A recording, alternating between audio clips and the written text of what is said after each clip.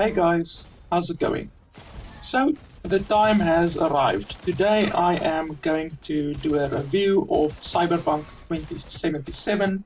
I have completed the game and I have spent over 100 hours playing the game on multiple playthroughs. So I finally reached the place where I am pretty confident in my opinion of the game, having completed it and having done pretty much everything that you can in the game. So I'll start off by listing all of the good stuff in the game, then all of the really bad stuff in the game, and then all of the not so bad stuff in the game. So first off, the game is very big. Most of your gameplay takes place in Night City, which is a really big city, and it can take hours to simply explore it, never mind do all of the actual quests inside Night City. But outside of Night City there is a big open range of industrial areas, desert and wasteland. That can also be explored, though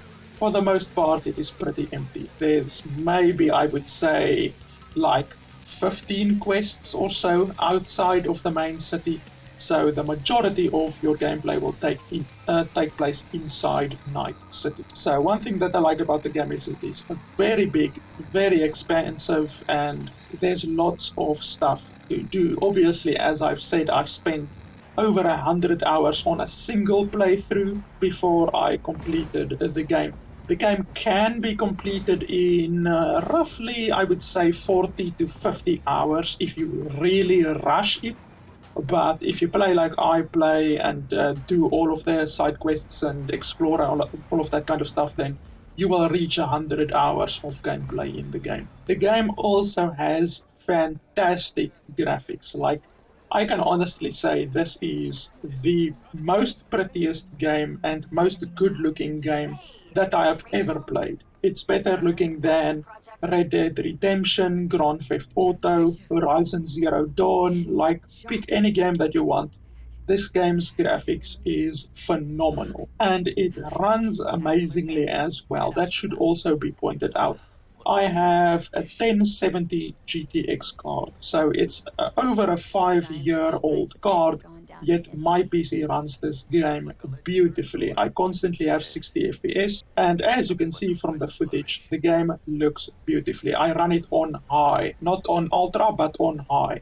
My PC can't run it on ultra with 60 FPS, but my PC can run it on high with 60 FPS. So I'm really impressed that this game looks so beautifully, as you can see on the screen, and I only have a 1070 GTX. If you have anything like a 1080 GTX or a 270, 280, you're gonna be able to run this game on ultra with no problems at all. Another thing that can really be said about the performance of the game is the load times. The load times in this game are phenomenal. Like, literally, if I click on the game on my desktop, it's around 25 to 35 seconds, then I'm in the game and I'm playing the game. Like, it is that quick. And if you're quick saving, the quick saving is instant. I mean instant, not even 1 second that the quick saving happens. And I've actually tested this.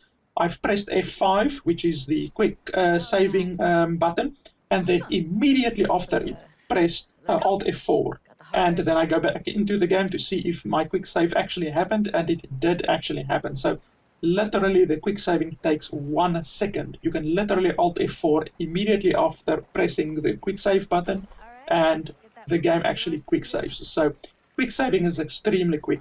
To load a game, it honestly takes around 6 to 7 seconds to load a game. So loading the games is also extremely quick.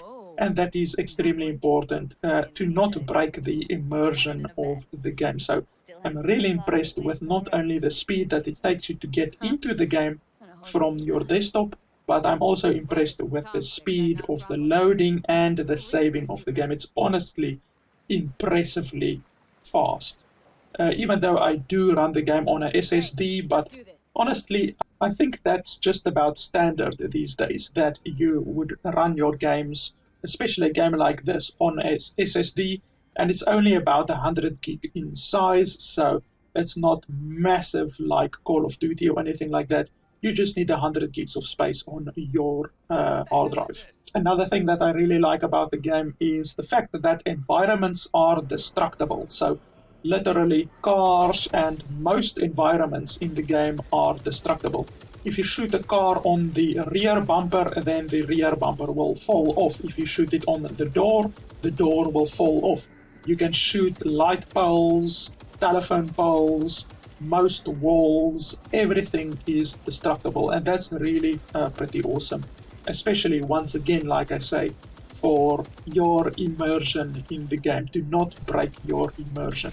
Because if you shoot a wall or a telephone pole and nothing happens, then that really removes a little bit of the realism and the immersion that you would have. There's also a ton of gun variety in the game. More so than most other games. The amount of different guns and by extension of that playstyles that you can do in the game is quite refreshing. You can shoot with tech pistols, power pistols, smart pistols, tech weapons like tech rifles, smart rifles, power rifles, smart shotguns, power shotguns, tech shotguns, power sniper rifles, tech sniper rifles, smart sniper rifles, power machine guns, tech machine guns, and smart machine guns. You get a whole bunch of different guns, and each and every gun is different. It absolutely changes your play style and the way that you play the game and the way that you approach an engagement with enemies as well. Because some guns can ricochet, other guns can shoot right through a wall, as I will show you in the video. So the gun variety is honestly really, really impressive. More than basically any first-person shooter that I have played before. That's really how impressive the gun variety in the game is. Another really good thing about the game is the soundtrack. The music that you are constantly listening to is pretty damn amazing. It features a very great amount of variety. It's not all just techie, futuristic, techno kind of dubstep things. There's also a whole bunch of cholo music. There's some chill vibes. It's really quite impressive the amount of different kinds of music that you have in the game, and the music is amazing. Like, it's really quite amazing. The actual music that the game also has. There's over 100 soundtracks in the game, and just like in Grand Theft Auto 5, there's also a radio in the game, and that you can listen in cars and motorcycles and stuff like that. And so you can select your favorite radio station as well. So yeah, the soundtrack and the music in the game is pretty damn great. And another thing that I really like about the game is the fact that for the most part, and I will get to this a little bit later, but for the most part, your choices actually matter. So there are a couple of quests, mainly the main quests in the game, where you can choose to either kill someone or to let them survive. And this actually really changes the outcome of that specific quest. It does not change the outcome of the end game at all, since no choices that you make through the entire game affect the end of the game, which is a downside, but we will talk a little bit more about that later. But for this specific quest and any quests attached to that quest, since some quests are chain quests, killing a person or not killing a person really makes a difference. So, for instance, there are quite a lot of quests in the game where you must capture someone. You can capture them or kill them. And obviously, capturing them requires a little bit more subtlety, since you have to get their health down to a certain point, and then you have to use non-lethal ammunition or non-lethal methods to remove the last bit of their health. And this makes it a little bit more tricky, since you can't just blast away at them with a regular gun. But you do get more experience and rewards in the end for that quest if you do it in a non-violent way, meaning you don't kill the person. There are also several quests where if you just outright killed the person, then the subsequent quest will not happen, or it will be changed. So, for instance, you can choose to be merciful on someone, and then later down the line they come back to kill you, and that will mean you at least get the second part of the quest where they come back to kill you, since if you kill them then you get double experience, whereas if you kill them at the very beginning, the second part of the quest will not happen at all. So I do like the fact that killing or knocking out someone actually has an effect on that particular quest and any connected quests as well, but it does not have any effect on the end game. I also am really impressed by the voice sync and the voice acting and the facial expressions of the game, but a large amount of that can be attributed to the new Tali technology that Cyberpunk is using. Tali is a new kind of a voice syncing company / software that basically makes voice syncing and facial expressions much easier to do, instead of artists having to go and physically change the shape and stuff of the face and the mouth to match it to dialogue. Tali is a kind of an AI that a company has invented to basically do all of that automatically. So all of the expressions of the face for the most part and the lip syncing for the most part is done by the AI. And I have to say, it looks great. It really looks impressive. You would not say that it was done by a piece of software. But yeah, the voice acting in the game is really good. I wouldn't say it's necessarily as good as Witcher 3, but it is very good. And the facial animations and the voice syncing is also very good. I have absolutely no complaints in that department. It's not like Fallout 4, for instance, where the voice syncing was absolute trash. This game has very good voice syncing. And basically the final thing that I really like about the game, a good point about the game, is the fact that the game is fun. You might wonder what I mean by that, but the game is fun. I don't really know how to explain it. Like, if you think about a game like, let's say, Far Cry 5, for instance, or any of the Assassin's Creed games, those games are fun, and you can certainly spend a whole bunch of hours in them, but eventually it gets pretty boring capturing the next bandit camp in Assassin's Creed, or clearing out a camp in Far Cry 5. You're just doing another camp or clearing out another stronghold or something like that. And you know what I mean if you have actually played a couple of hours of any of these games. It gets boring, it gets repetitive after a while, doing the same thing over and over and over. And that takes away some of the fun and the enjoyment of a game. I can honestly say that I was about 80 hours into Cyberpunk 2077 and I was still absolutely enjoying the game. It's only after about 80 hours where the game started to wane on me a little bit, but honestly I was still playing the game, still doing all of the side quests. I did like 100% of the side quests. I just really think that it was the side quests in the end that really got to me, because I was just doing a shitload of side quests, and the game does have a lot of side quests. Not that they're really that repetitive, but they are a little bit repetitive, the side quests and the stuff. So yeah, the game is really fun. More fun than Far Cry 5 or any of the Assassin's Creed games, since with those games, after 100 hours, honestly, I was not even playing the game and enjoying the game anymore. I was just doing it to get through the main quests, so I just completely abandoned all of the side quests, whereas in this game I still did all of the side quests and it was still fun, even up to, like I say, 80 hours into the game. So yeah, the game is fun. It's really quite a fun game, and there's a lot of stuff to keep you busy and keep you entertained without really having a lot of boredom settle in, even up to 80 hours into the game. Really, a way that I can describe the game to you is like Deus Ex, whatever you want to call it, Deus Ex Mankind Divided, or Deus Ex Human Revolution, I think the other one was. Both of these games are really fun. I really enjoyed those games.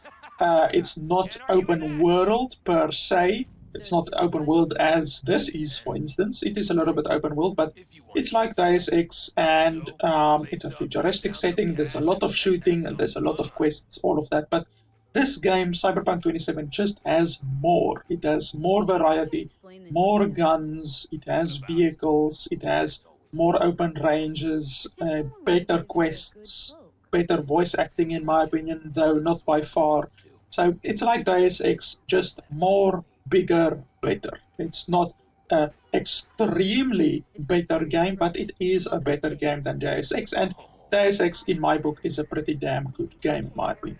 So yeah, that's basically how I can explain Cyberpunk 2077 in short for you. So those are all of the good points. Those are the things that I enjoyed about the game and the good points about the game, in my opinion. Now we will get to the bad stuff. Now, first I will go into the very bad stuff, the stuff that not spoiled the game for me, because I still enjoy the game. I will absolutely continue playing it on my second playthrough, and I certainly look forward to any DLC and even the multiplayer mode that they have promised in the future. I will certainly look forward to those, but the things that have quote-unquote spoiled the game for me and are the biggest negative points that I have against the game are the things that I will go into first. So, the first big negative point for me in the game is the fact that the end game, the final part of the game, and if you have reached this point in the game, you will know what I'm talking about, but without going into spoilers, I will just say the end of the game, the final part of the game, is a dumpster fire. Honestly, they could have done the end of the game so much better. The end of the game, honestly, I was playing the game, enjoying the game, then I reached the end of the game, the final 2 hours of the game, and it just spoiled it for me. Honestly, I was so disappointed in the way that they chose to do the end of the game. It was really disappointing. And this is completely CD Projekt Red's fault. They could have done this differently. It's not something that wasn't in their control. It was absolutely in their control. So yeah, the end of the game, the choice that they made, how to handle the end of the game and the final part of the game, and the final quests in the game, and the new game plus, for instance, in the game, all of those choices are terrible, to be honest, horrible. So that is my biggest problem with the game. A few other really bad points about the game is the fact that the game is limited to level 50. If you've played the game, you will know there are in excess of 80, maybe even 85 levels that you could gain in the game, but they limited the game to level 50. So that is really a big disappointment, in my opinion. I reached level 50 by probably 50 hours into the game, more or less. And so I played another more than 50 hours after reaching the maximum level into the game. But honestly, those other 50 hours in the game were not as fun as the beginning 50 hours into the game. Simply because I couldn't level anymore, I couldn't improve my character anymore. The character progression basically grinded to a screeching halt because of this limitation. So I was really disappointed when I realized that the maximum level is level 50. So that's a really big disappointment with the game, in my opinion. They really should not have limited the game to only level 50. Another really big disappointment with the game is the fact that there's no transmog system. So a transmog system, if you've played World of Warcraft, is basically a system where you can make one piece of armor or one weapon look like another piece of armor or another weapon. So you can make your plain white t-shirt in the game look like a silver overcoat or a golden overcoat or any other piece of armor that you already own. So obviously in the game, your armor and your clothes have different stats, and the problem, especially late game, is that you wear very shitty armor or very shitty looking armor and weapons and stuff like that. Meanwhile, you have a very awesome looking overcoat with like neon in it, and since a lot of the clothes in the game actually have neon in it, and it glows and it has a bunch of cool studs and holes in it and shit like that, and you can't use it because the current shitty white tank top that you are wearing has better stats than the awesome looking thing that you are wearing, or thing that you are not wearing. So it really sucks, the fact that the game does not have a transmog system, especially with the fact that the game looks awesome. The game and the armor and the weapons, they really put a shitload of work into the game, into the fact that you can customize your character a little bit. You can have a photo mode. There's a photo mode. You can take photos of your character in different locations in front of different cars and stuff. But each time that you want to do that, you have to unequip your current quote-unquote strongest armor, and you have to equip the armor that actually looks good, the armor that you actually want to see and want to use in the photo, for instance. So that's just really a big disappointment, in my opinion, the fact that the game does not have a transmog system. It really would have improved not only the immersion, but the overall enjoyment of the game if you could look the way you wanted to look at all times by having a transmog system. So that's a big disappointment, in my opinion. The other major disappointment, and this is honestly probably the second biggest disappointment that I have with the game, is the fact that police, like the way that CD Projekt Red created police in this game, is terrible, horrible, like, holy shit. If you think about Grand Theft Auto 5, for instance, or any other game, fucking Skyrim or Assassin's Creed, any of those games, if you do something naughty in Assassin's Creed or Skyrim or Grand Theft Auto 5, then the police come after you, and you either have to beat the police, or you have to run away, or you have to pay them, whatever. In this game, if you do something naughty, you are demolished. You are turned into a pile of goo, like in a couple of seconds. And that is horrible. It massively reduces the amount of fun that you can have in the game. I mean, think about Grand Theft Auto 5. It's a very good example, since Grand Theft Auto 5 can very closely be contrasted to this game, since they are both very similar games.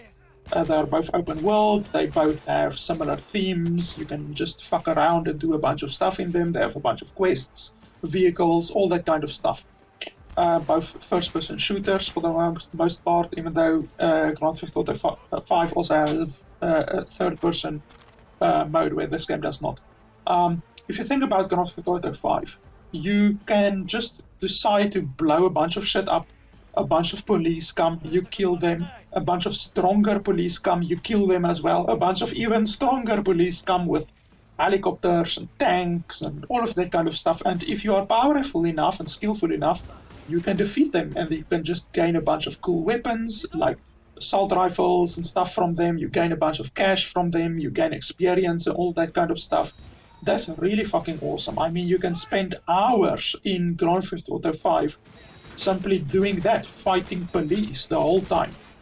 In this game, you shoot a civilian or two in the fucking head, and police pop out of nowhere, and I literally mean nowhere. They pop up right behind you, sometimes even on top of you, and they destroy you. The police are hilariously powerful in this game, like crazy powerful, and they just keep on coming. They never end.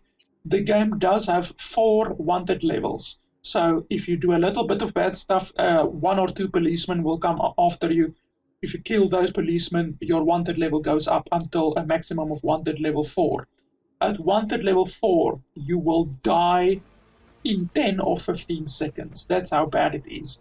Like 3 or 4 max stack, which is the best enemies in the game. 3 or 4 max stack enemies pop up right next to you. It doesn't matter where you are. They pop up right next to you and they destroy you. And then you go back to your previous save point, because that's how dying in the game works. You don't respawn or anything like that. You go back to the previous save point. So you lose whatever you got or whatever was happening. You lose that. You lose progress. So police in this game are terrible. Like I say, it's the second biggest bad point with this entire game after what they did with the end of the game. It's the second biggest bad point in this entire game. So police are horrible. Police should not have been done this way. If I was the commander-in-chief of CD Projekt Red, I would have told my designers to get the fuck out and redesign police completely, because really, it's terrible. Another really bad thing about police, just to add onto the police problem, is the fact that you cannot stealth attack police. Police are not treated like any other enemy in the game. You cannot stealth attack police at all. Police do not give any experience. Police do not drop any loot. I mean, it's fucking ridiculous how they approached police in this game. They don't give any rewards, no experience, no loot. You can't stealth attack them. They pop out of fucking nowhere. They destroy you. It's terrible. Like, honestly, it's a massive, massive problem to the enjoyment of the game. So, yeah, police are terrible in this game. I really, really, really hope that they fucking do something drastic with police in the future. But, I mean, what does it help now? The game is released. The game is drastically less fun because of the way that police currently are. So there's not much they can do about it. You know, they can fix it later on, but I mean, they honestly spoiled my opinion of the game a little bit by putting this terrible police into the game. So yeah, those are my biggest problems with the game, to be honest. Some quests, not a lot of quests, but some quests don't give any experience in the game. Like, literally, they don't give any experience. You do a quest, it takes you whatever, 20 minutes, 25 minutes, 30 minutes to do the quest, and you don't get any experience for the quest.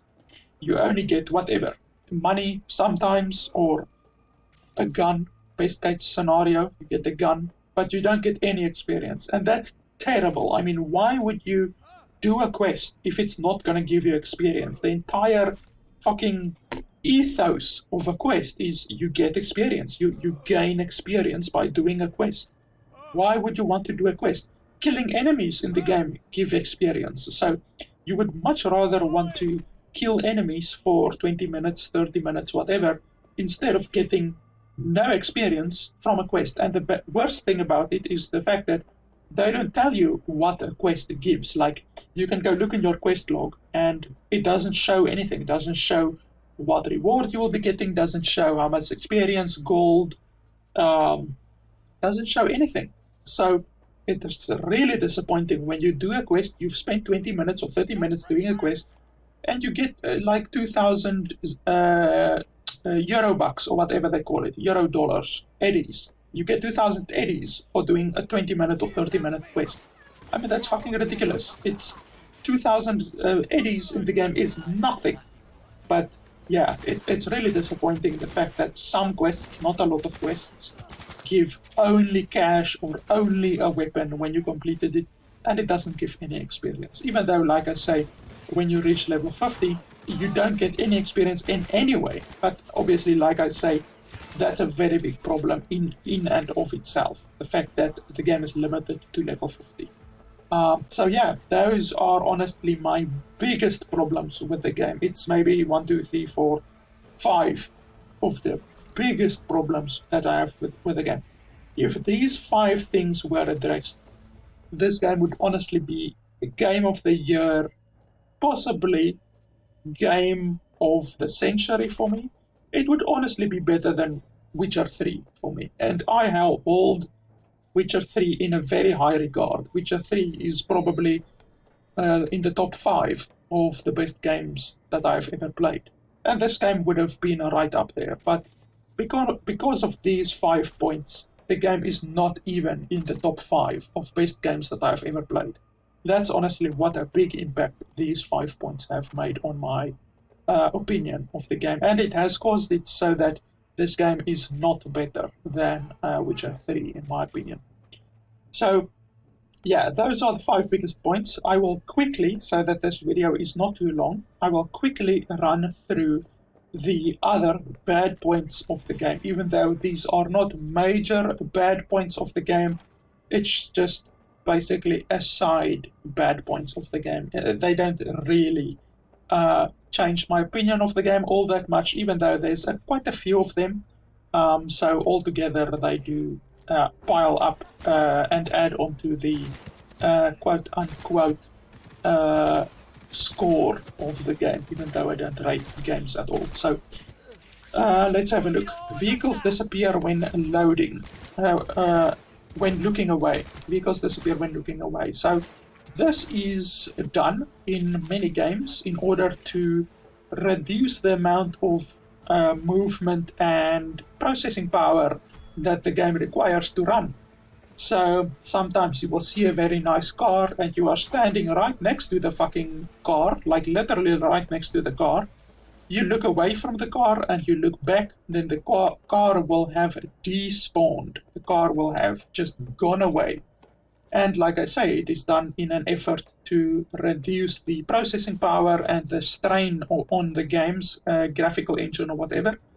But honestly, it is done not correctly. It's not done correctly at all. So another thing is that if you hijack a car and you drive it around a little bit and you exit the car and you quickly go into a shop to buy something, or you just kill a few enemies, like literally a minute or so later, you return to your car will be gone. So vehicles despawn in the game way too quickly, like literally a minute, and then your car will be gone.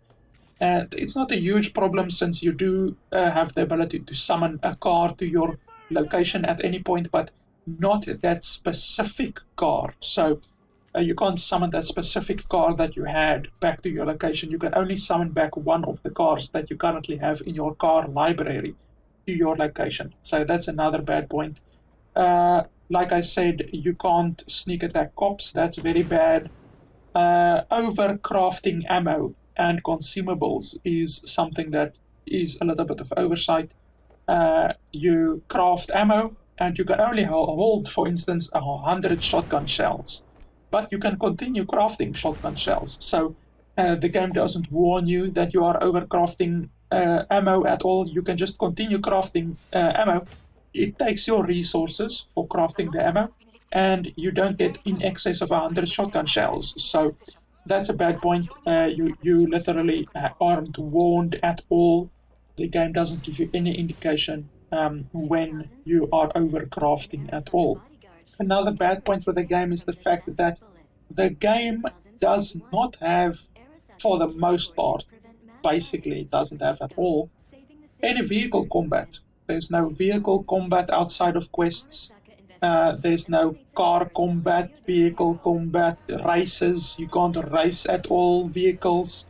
You can't engage another vehicle in any meaningful way at all outside of quests. And it's just a big letdown, to be honest. Cars and vehicles in this game could have been so awesome, but they don't allow you to engage with cars or vehicle races or anything like that at all, to be honest, outside of quests. So that's a pretty big letdown, to be honest. I mean, Grand Theft Auto 5 and other games like that have races, like repeatable races that you can do against the computer, and this game doesn't have any of that at all, so that's a pretty big letdown. Another thing about car races and car missions, there are about, I would say, maybe 7 or 8 car missions in the game, and they have rubber banding. There's rubber banding in the game, so in Need for Speed it is called catch-up, so in other games it is called rubber banding. This game has catch-up, this game has rubber banding. It's not a good mechanic to put in any car racing game at all, and unfortunately this game does have rubber banding and catch-up. It's a very irritating mechanic that is put into poor racing car games, to be honest, and it should not be in this game. Another bad point is the fact that this game only has 2, for lack of a better word, prostitutes. The game literally only has 2 people that you can sleep with in the game on demand. So if you think about any of the Grand Theft Autos, there are plentiful prostitutes, but this game literally only has 2 prostitutes. Now, that might seem like not a bad point, but it's a bad point. You can believe me. The game is massive, and it only has 2 prostitutes. So in the game where a pretty large focus is put on sex and sexual nature of things. I mean, the entire society in Cyberpunk 2077 is sexualized, and nude imagery is put everywhere.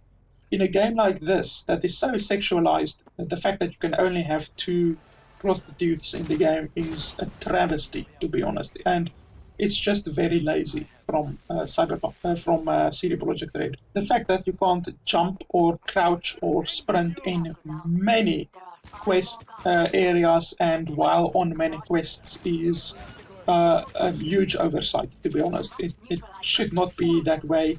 You can't jump or crouch or sprint during many quest dialogue parts in the game, so that honestly should not have been that way at all.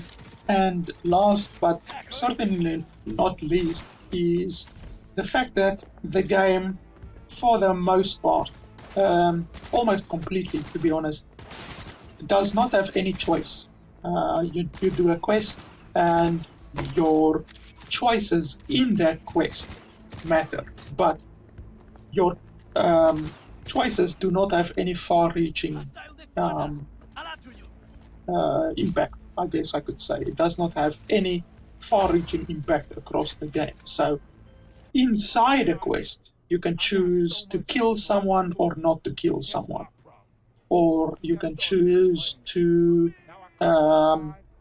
take one route and not take another route, for instance. But apart from that, there's really no choice or freedom in a quest. In fact, some quests, and this happened probably, I would maybe say 10 times, 10, 15 times in the game in various quests, there are very, very obvious decisions which you would have wanted to make, but the game does not give you that choice at all. Like, you cannot have that decision, you cannot make that decision at all. So I will give you a quick example of this. There is one quest in the game where, this is a side quest, where there is a stick-up in a diner. So you are in a diner or in a restaurant, and a couple of guys come in with guns. And your only choices with these guys who come into the diner and basically stick up the place and point weapons into everyone's faces are to intimidate them. That is, if your body skill is high enough, since you can make various intimidation things throughout the game based on your body skill, what level your body skill is. So you can intimidate them, or you can pay them. Those are the only two options that you have with that quest. So these guys come into the diner, they swing their guns around, they basically are going to shoot people in a couple of seconds, and your reaction as a player is, okay, I'm gonna blast these fucking guys, because I mean, you're playing Cyberpunk 2077. You're gonna blast these guys into another universe, but you don't have that choice. Your only choices are pay them, meaning you pay them to go away, or if your body skill is big enough, large enough, you can then intimidate them and they run away, they run out of the diner then. So literally you cannot kill them at all. After you have paid them or after you have intimidated them, your character is locked into place and the enemies run away and you don't fight them, they just disappear. As soon as they are out of the sight of the player, they run around the building and they just disappear. So CD Projekt Red have literally made it impossible to kill them. You cannot kill them at all. You cannot shoot them. Your guns are locked away. Like I say in many quest dialogue, you cannot run, you cannot shoot, you cannot jump, you cannot crouch, anything like that. This is one of those quests where this happens. You cannot shoot them. So literally your only choices with this fucking quest is pay them or intimidate them. They then run away and that is the end of the quest. So they don't give you the option to shoot them, which is the obvious reaction for any normal player, to shoot them, because I mean, it's fucking Grand Theft Auto basically. You just shoot them and they fucking, that's what they deserve. But no, you don't get that in this quest at all. And another example of this lack of decision or options in quests is also there's this one quest where this one guy, and this is a side quest, it's not the main quest. Both of these are side quests that I'm giving you example of, even though, like I said, there's easily 10 or 15 quests like this where there's no choice at all. There's this one quest where this guy is going to do something. I'm not going to say what, but he's going to do something. And you, in my opinion, would just want to shoot him. Just fucking shoot the guy and that would be the end of that. But they don't give you that option. You either have to help the guy do what he wants to do, or you have to walk away. And if you walk away, you get no experience, no money, no nothing. You literally fail the quest if you don't help this guy do what he wants to do. So literally you have to choose either help this guy do what he wants to do, or walk away and you get no rewards at all for doing that. You fail the quest. So what I wanted to do is just fucking blast this guy. He's not a main guy. He's not like a main guy or related to a main quest at all. This is a fucking side quest. And yet you don't have any choice with regards to deciding the fate of this guy. You can only help him or fail the quest. So those are just two examples of about 10 or 15 quests in the game that really infuriated me. The fact that you don't have any alternate choices with regards to these quests. So with regards to Witcher 3, for instance, Witcher 3 has quite considerably more choices and variety of choices and freedom for the player than what this game does. And like I said, you basically have no lasting choices with regards to the end of the game. The choices that you make throughout the game do not affect the end of the game, which is pretty stupid, to be honest. I mean, if you think about a game like, let's take a really old game, like Fable, for instance. Fable 2, maybe even Fable 1. The choices that you make throughout that game affect the end of your game. But in this game, that does not even happen. You basically just need to get to the end of the game, the final, the final quest in the game. And your choices that you've made before that doesn't affect the main quest final part of the game at all. So yeah, it's really, with some quests in this game, it's really disappointing, the lack of effort and the lack of choice that CD Projekt Red have put into the quests.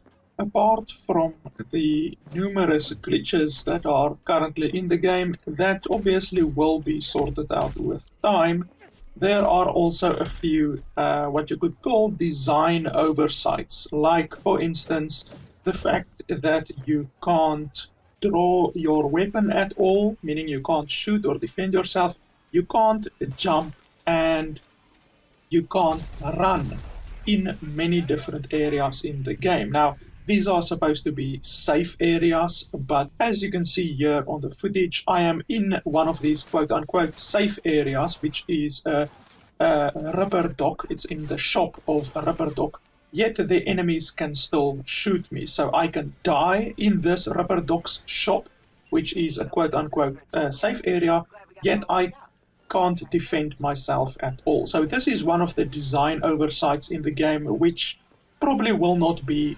changed, because they would have to make it so that you can jump and run and shoot inside all of the safe zones in the game, and they will never do that. So this is one of the design oversights in the game. A couple of other design oversights which they could fix if they put a lot of development into the game, but honestly I don't think they're going to do it, is the fact that you summon your car by pressing V on the keyboard. So you summon your car, and you can only summon your car in certain areas. Most of the areas in the game, the car summoning does work, but there are many areas in the game, especially outside of Night City, outside of the main city, where summoning your car does not work at all. So you literally have to run to an area, and you learn those areas as you play the game, but you have to run to an area where you are able to summon your car. Otherwise, you cannot summon your car at all. The photo mode that the game has is relatively robust and useful, but there are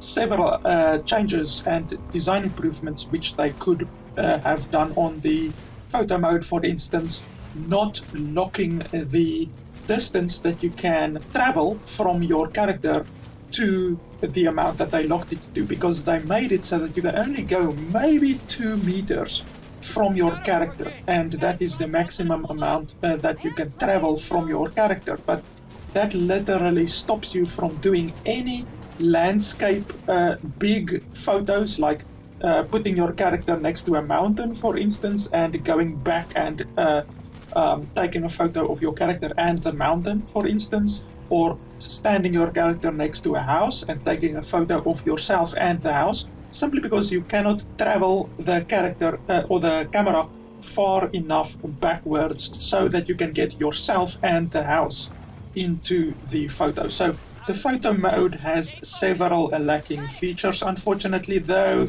it is relatively robust. I will show you guys at the very end of the video a couple of really cool photos that I have taken with the photo mode, and as I've said, the graphics in this game is phenomenal.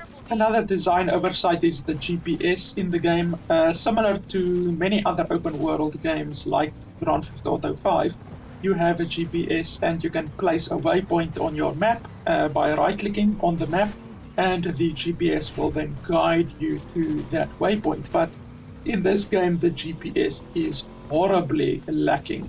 That really comes down to their pathing system and the fact that the GPS only follows roads. So even if there is a very big gap between buildings, the GPS will tell you to run around the buildings instead of just running between the buildings. So the GPS can certainly be improved upon. The auto-saving and quick-saving system can definitely be improved upon.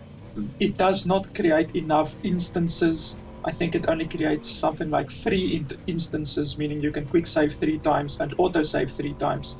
But that is very much lacking. They could easily bump that up to 10 auto-saves and 10 quick-saves, because that just allows the player more freedom to know if they've made a mistake. They don't have to worry, they can just jump back a couple of hours even, depending how quickly they autosave or quick save, and their save will be there. Another thing, while I'm on Oversights, the auto-saving system, the game does not auto-save enough, not nearly enough, to be honest. They can really make the game so that it auto-saves more, because currently, as far as I can see, it only auto-saves when certain things happen, certain triggers. It does not auto-save, for instance, after every 3 minutes or every 5 minutes or anything like that. And that is crucial to have in a game, because sometimes you just open your inventory, you go through your inventory, you maybe assign a couple of skills, and that can take time. That can take upwards of 15 minutes sometimes, where you can just stand with your inventory open and not move anywhere, and you're doing work. You're going through your inventory, disenchanting some stuff, upgrading some weapons, looking which weapons are the best, comparing armors, all that kind of stuff. You can easily spend 20 minutes doing that, and then the game crashes, then you lose all of that time. So it's crucial to have a time-based auto-saving system in your game. For instance, like I say, every 3 minutes or every 5 minutes, but unfortunately the game does not have that. You also do not have a flashlight in the game at all, so you can't put a flashlight on.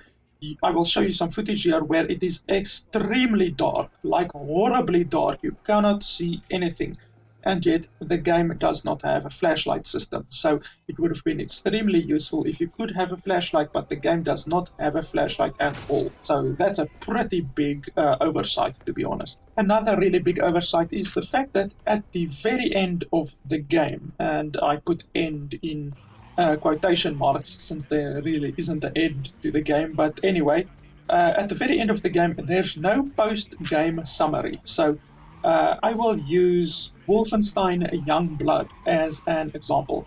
At the very end of Wolfenstein Youngblood, they show you like the amount of bullets that you fired, the amount of headshots and body shots that you got, the amount of kills that you got, the amount of stealth takedowns that you got, the amount of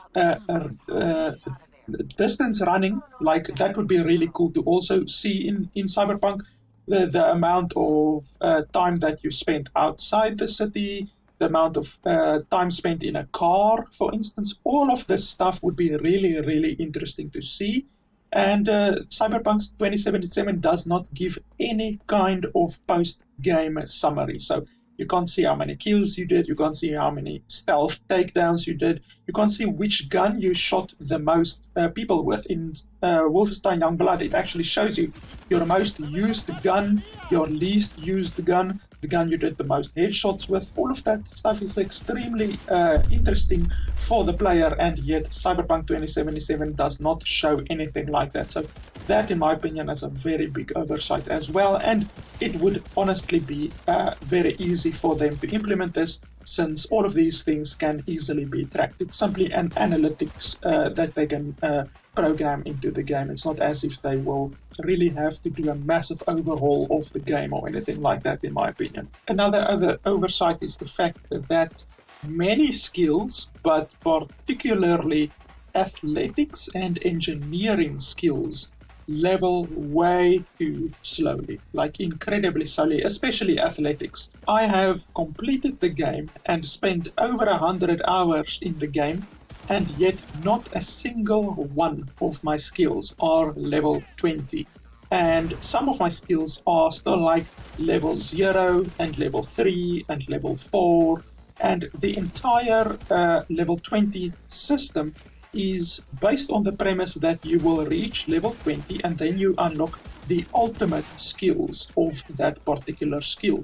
And yet I've completed the game and I'm not even close to reaching level 20 with the particular skills. So the oversight is the fact that many skills, especially athletics and engineering, level way too slowly. This honestly, for some skills, can be tripled, not just doubled, with the amount of speed that you need to level these skills so that you can reach level 20 way before the end of the game. Because what does it help you reach the end of the game and only then you unlock the level 20 ultimate skill? Because you're finished with the game then. Most players will just stop playing the game then. So they don't even get to see the or use the level 20 ultimate skills. So that's a pretty big oversight. Another huge one is the fact that you can't eat or use consumables when in combat. So you can't, for instance, use pearls or consumables that regen health. Passively, you can't increase your health. There's the one medkit thing that increases your health by 20%.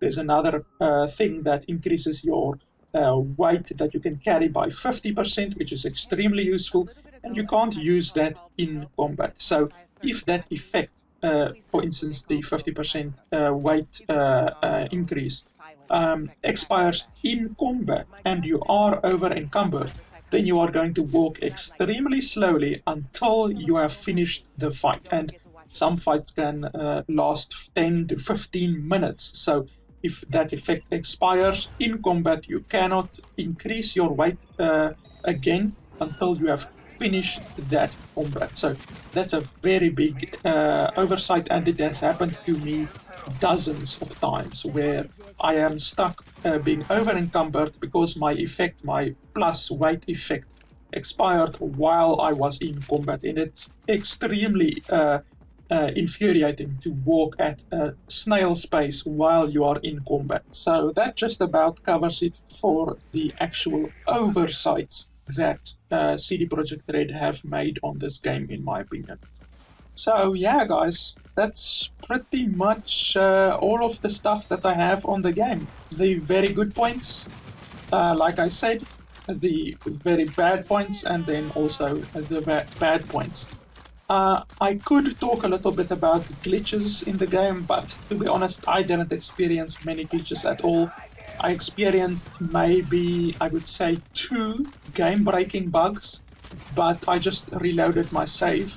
I lost maybe 10, 15 minutes of gameplay, and that's it. I just basically loaded a previous save of the game, and that was it. So that's it for game-breaking bugs, to be honest. Fallout 4 had way more game-breaking bugs. I mean, I remember in Fallout 4 there were several quests that were just broken, completely broken. You cannot progress with the quest at all. You're just screwed. I mean, you can't even load a save back because you load a save back, you go do the quest again, and it just happens again. The same thing breaks that broke the first time. It's just broken. So Fallout 4 had way more bugs than this game. It had way more broken quests. I mean, fuck, I remember in Fallout 4, if you go back and look at my Fallout 4 review video from fucking years ago, I don't know, 4 or 5 years ago when I reviewed Fallout 4, I didn't recommend that game. I'm gonna recommend this game, but I didn't recommend that game because of the amount of bugs and glitches, like game-breaking bugs that game had. The only way to get past game-breaking bugs in Fallout 4 was to Google the specific quest, and then on the quest wiki they had the command line name of the quest, and you actually had to put you had to go into the command line in Fallout 4. You had to put / I can't even remember, / complete something. I don't remember, but let's say it's / complete, and then you need to put the command string of the quest. So you need to put the quest and the stage of the quest that you are on, and then press enter. Then you will just basically have magically completed that part of the quest, and then you can move on. That's literally the only way that you can get past broken quests in that game. But in this game, I've encountered 2 broken quests which actually altered my progression. I just loaded the previous save, did the quest again, and the quest was fine. So honestly, you could say that I didn't encounter any game-breaking bugs in this game, even though I encountered 2 of them. They only wasted about maybe 20 or 30 minutes of my time. And the rest of the glitches in the game were visual, just purely visual. Stuff like people running through walls, even though it's just visual, doesn't affect me at all. It's just NPCs, like just people walking around in the city and stuff like that. Cars going through walls, that doesn't affect me, doesn't affect my gameplay at all. visual glitches like my weapon disappearing. I just basically equip and re-equip my weapon. That's all. That happened maybe twice, to be honest, and it only happened with this one specific gun as well. So it's probably a glitch resulting from that specific gun model. So honestly, I didn't really encounter any bugs, nothing even close to the bugs and the glitches that were in Fallout 4 or Skyrim. Skyrim also had a bunch of glitches. So yeah, I really didn't encounter any glitches, not as much as in other games that I've played before. So I really don't think that this game has a lot of bugs or glitches. Certainly not enough to change my opinion of the game, to be honest. There are other problems with the game that far exceed the couple of glitches and bugs that I've encountered in the game. So, to be honest, the game is pretty damn bug-free, in my opinion. So yeah, guys, that's pretty much it. If it isn't clear whether I recommend this game or not recommend this game, I absolutely recommend this game. It's a really fun game. I had a lot of fun with the game for about 80 hours, and then, like I said, I ran into the brick wall, which is the final end game quest in this game, which really is a terrible quest, to be honest. And CD Projekt Red should not have done what they did with the final ending and the final quests in this game. Is really quite terrible.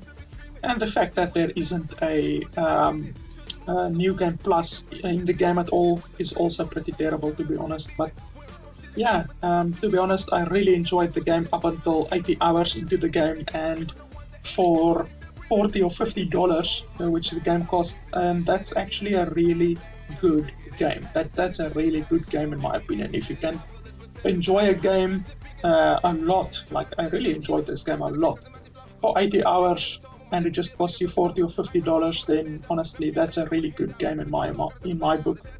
Better than Fallout 4, like I said. Not better than Witcher 3, unfortunately, due to the problems that I've highlighted in this video, but yeah, it's a really good game, and I would certainly recommend that anyone who is a fan of first-person shooters or RPG-driven games play this game. It's a really, really fun game. So yeah, that's what I think about the game. And I'm certainly looking forward to the multiplayer that they also promised for the game. I'm really interested in how that will work and how they will approach multiplayer. Will it be like Grand Theft Auto Online or Red Dead Online, or will you simply be able to go into Night City with a couple of your friends, or will you be able to do various quests, various dungeons? How will it work? I'm really looking forward to that as well. So yeah, guys, that's pretty much it. That is my Cyberpunk 2077 review after playing over 100 hours of the game. On hard, mind you. I didn't play it on the easiest difficulty. I played it on hard. And if the game had a New Game Plus mode, then I would have played that one on hard as well. So yeah, thanks a lot for watching. As I said, I will put a couple of screenshots, like a little slideshow of screenshots at the end of this video, just so that you can see the beautiful graphics that this game has and the photo mode system as well, what you can achieve with the photo mode in the game. Even though, like I said, the photo mode is lacking, I could have gotten so many more beautiful photos if the photo mode just had a few more features and was a little bit more flexible. So yeah, guys, thanks a lot for watching, and I will see you guys next time.